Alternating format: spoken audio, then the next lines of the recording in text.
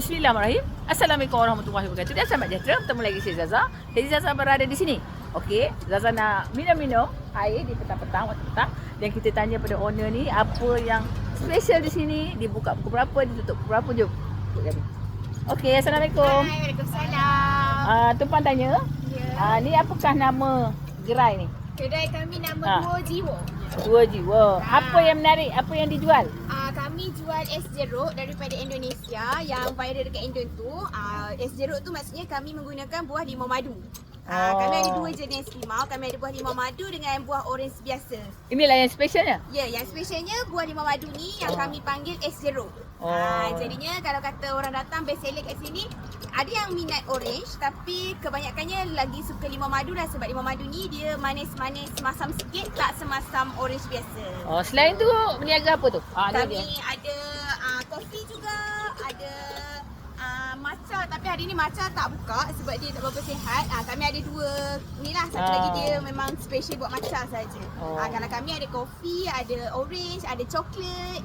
Hari apa buka ni? Kami insya-Allah bermula dengan 1 bulan 5. Di sini kami akan buka setiap hari Rabu, Khamis, Jumaat, Sabtu dan Ahad. Di sini tu di mana? Di Manjung Point 3 ataupun semua orang boleh waste Manis Cakery ataupun HNK Car Wash. Kami ada dekat jalan yang berhadapan dengan Car Wash HNK. Kalau kata macam tengah hari, kami akan berada di hadapan Tempin Bowling Manjung Lama. Buka pukul berapa tu? Kalau di Manjung Point Lama, kami buka jam 1.30 tengah hari sehingga pukul 5 petang. Dan di sini akan buka jam 6.30 petang sampai pukul 12.30 malam. Hari apa cuti? Di sini insya-Allah hari Isnin. Setiap hari Isnin cuti. Setiap hari Isnin cuti. Hari lain buka lah. Hari lain buka. Kalau di Tempin kami buka Isnin hingga Khamis je, Jumaat Sabtu Ahad akan tutup. Macam hari-hari perayaan ke cuti-cuti am ke cuti-cuti umum? Kami buka. Memang tetap buka. Memang kami buka. Harga berapa tertentu tak?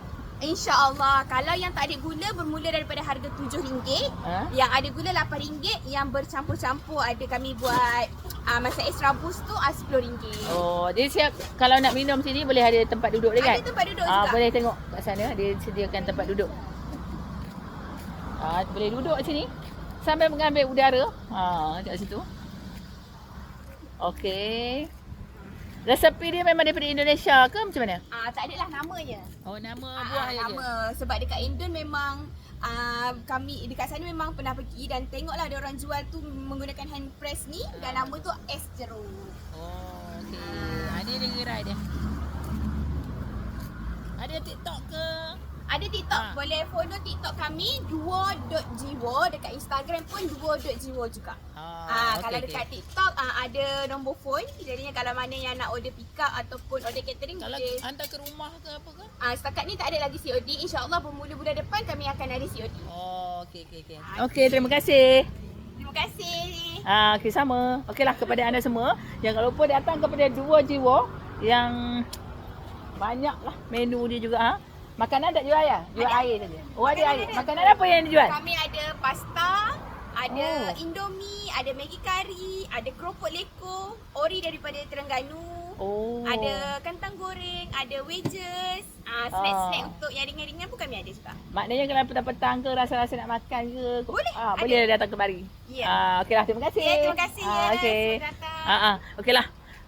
Zaza nak balik dulu sebab Zaza pun dah ada order juga air kat sini dan makanan yang kita ingin cuba rasa di sini.